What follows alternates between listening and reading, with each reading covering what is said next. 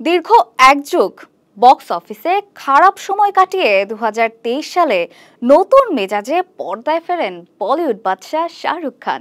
একে একে 3টি ব্লকবাস্টার উপহার দেন দর্শকদের, দখলে নেন নিজের হারানো সেই সাম্রাজ্য। এবার শাহরুখ ভক্তদের জন্য এলো আরেকটি সুখবর। খান সাহেবের ক্যারিয়ারে অন্যতম সেরা একটি সিনেমা मैं हूं ना দ্বিতীয় কিস্তি আসতে চলেছে। इसका है ये तुमको इंतजार मैं हूं ना।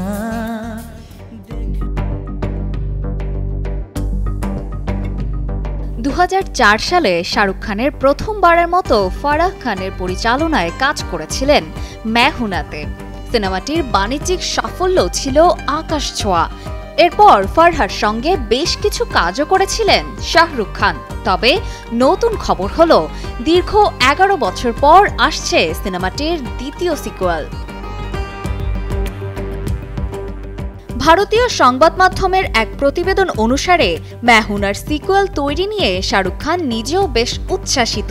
তিনি সিনেমাটির চিত্রনাট্য শেষ হওয়ার অপেক্ষায় আছেন। 2025 সালের মাঝামাঝি সময়ে প্রথম খসড়া শুনবেন এবং তারপরেই অভিনয়ের সিদ্ধান্ত নেবেন বলে ধারণা করা হচ্ছে। তবে শাহরুখ খানের বিপরীতে কে থাকবেন সেই বিষয়টি এখনো কোনো নির্ভরযোগ্য তথ্য পাওয়া যায়নি। কিছুদিন আগেই ফারহা খান শাহরুখ খানের সঙ্গে ফের কাজ করা নিয়ে কথা বলেছিলেন। ফারহা বলেন, আমি তো চাই কাজ করতে, অনেকদিন হয়ে গেছে একসঙ্গে কাজ করা হয়নি। শাহরুখ খান এবং গৌরী খানের ব্যানারে রেড চিলিস এন্টারটেইনমেন্টের অধীনে প্রযোজিত প্রথম সিনেমা ছিল मैं हूं ना। আর শাহরুখের চার্মিং রোমান্টিক মেজাজ, অ্যাকশন সবকিছু সিনেমাকে করে তুলেছিল সুপারহিট।